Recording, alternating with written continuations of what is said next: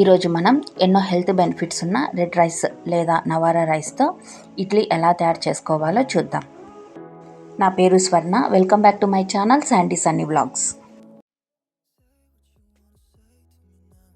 ఈ red rice idli కోసం నవారా లేదా ఎర్ర బియ్యాన్ని 3 కప్పులు తీసుకోవాలి. ఈ రెడ్ రైస్లో ఎన్నో హెల్త్ బెనిఫిట్స్ ఉన్నాయి. ముఖ్యంగా డయాబెటిక్ పేషెంట్లు రెగ్యులర్గా తీసుకోవటం వల్ల బ్లడ్లో షుగర్ లెవెల్స్ అన్నవి కంట్రోల్గా ఉంటాయి. అలానే ఇందులో ఐరన్, ఫైబర్ కంటెంట్ ఎక్కువగా ఉండటం వల్ల వెయిట్ లాస్ అవ్వాలనుకున్న వాళ్ళు తెల్ల బియ్యానికి బదులుగా రెడ్ రైస్ని వాడితే చాలా మంచిది. అలాగే ఇందులో విటమిన్ బి, సిలతో పాటు ఐరన్, జింక్ వంటి మినరల్స్ కూడా ఎక్కువగా ఉంటాయి. దీనివల్ల ఎముకలు బలంగా తయారవుతాయి. అలానే ఆస్తమా పేషెంట్లు కూడా రెగ్యులర్గా తీసుకోవచ్చు. ఇక ఇడ్లీ కోసం 3 కప్పుల రెడ్ రైస్ని తీసుకొని బాగా కడుక్కోవాలి. నీళ్ళు బాగా క్లియర్గా కనిపించే వరకు 6-7 సార్లు శుభ్రంగా కడుక్కోవాలి. అలానే 3 కప్పుల రెడ్ రైస్కి 1 కప్పు ఉద్దిపప్పు, 1/2 టేబుల్ స్పూన్ మెంతులు వేసి ఇవి కూడా శుభ్రంగా కడిగి పక్కనుంచుకోవాలి.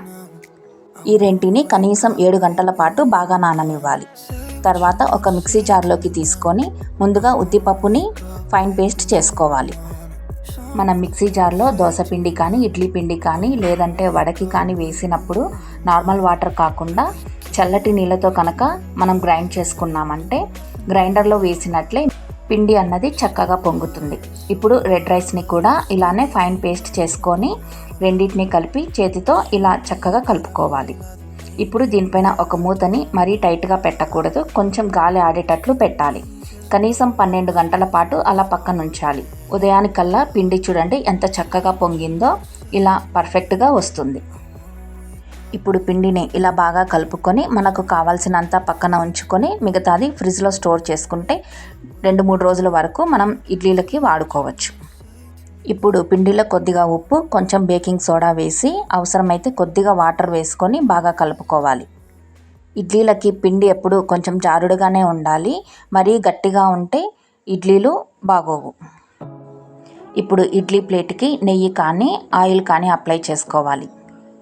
నేను ఇక్కడ నెయ్యి వాడుతున్నాను. ఇలా అన్ని ప్లేట్స్కి నెయ్యిని అప్లై చేసుకొని ఇడ్లీ బ్యాటర్ని ప్లేట్స్లోకి వేసుకోవాలి. కన్సిస్టెన్సీ ఇలా ఉండాలి.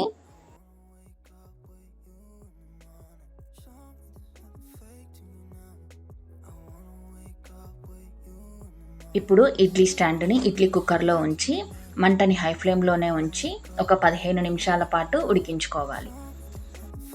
15 నిమిషాల తర్వాత స్టవ్ ఆఫ్ చేసుకొని ఒక 5 నిమిషాలు అలా వదిలేయాలి. తర్వాత ఇడ్లీలను సపరేట్ చేసుకుంటే ఇలా పిండి అతుక్కోకుండా ఈజీగా వచ్చేస్తాయి. ఇంకెందుకు ఆలస్యం, ఎన్నో హెల్త్ బెనిఫిట్స్ ఉన్న ఈ రెడ్ రైస్ ఇడ్లీని మీరు కూడా తయారు చేసి ఎలా వచ్చిందో కమెంట్ సెక్షన్లో నాతో షేర్ చేసుకోండి. ఇడ్లీని సాంబార్, పల్లీ చట్నీతో సర్వ్ చేస్తే చాలా టేస్టీగా ఉంటుంది. వీడియో కనుక నచ్చినట్లయితే లైక్ చేయండి, షేర్ చేయండి, సబ్స్క్రైబ్ చేయండి. Sandy Sunny vlogs. Thanks for watching. Thanks for your time.